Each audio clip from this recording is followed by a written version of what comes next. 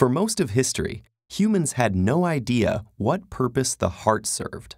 In fact, the organ so confused Leonardo da Vinci that he gave up studying it.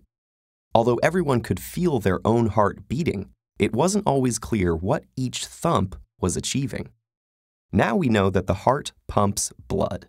But that fact wasn't always obvious, because if a heart was exposed or taken out, the body would perish quickly.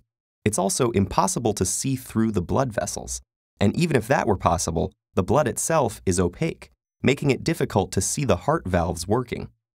Even in the 21st century, only a few people in surgery teams have actually seen a working heart. Internet searches for heart function point to crude models, diagrams, or animations that don't really show how it works. It's as if there has been a centuries-old conspiracy amongst teachers and students to accept that heart function cannot be demonstrated, meaning that the next best thing is simply to cut it open and label the parts. That way, students might not fully grasp the way it works, but can superficially understand it, learning such concepts as, the heart is a four-chambered organ, or potentially misleading statements like, mammals have a dual circulation, one with blood going to the lungs and back, and another to the body and back. In reality, mammals have a figure-8 circulation. Blood goes from one heart pump to the lungs, back to the second heart pump, which sends it to the body, and then back to the first pump. That's an important difference because it marks two completely different morphologies. This confusion makes many students wary of the heart in biology lessons, thinking it signals an intimidating subject full of complicated names and diagrams. Only those who end up studying medicine completely understand how it all actually works. That's when its functions become apparent, as medics get to observe the motion of the heart's valves. So let's imagine you're a medic for a day. What you'll need to get started is a whole, fresh heart, like one from a sheep or pig. Immerse this heart in water, and you'll see that it doesn't pump when squeezed by hand. That's because water doesn't enter the heart cleanly enough for the pumping mechanism to work. We can solve this problem in an extraordinarily simple way.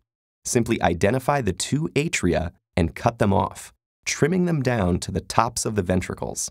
This makes the heart look less complicated, because the atria have several incoming veins attached, so without them there, the only vessels remaining are the two major heart arteries, the aorta and pulmonary artery, which rise like white columns from between the ventricles. It looks, and really is, very simple.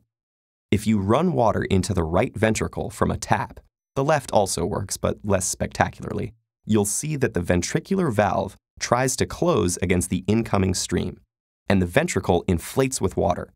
Squeeze the ventricle, and a stream of water squirts out of the pulmonary artery.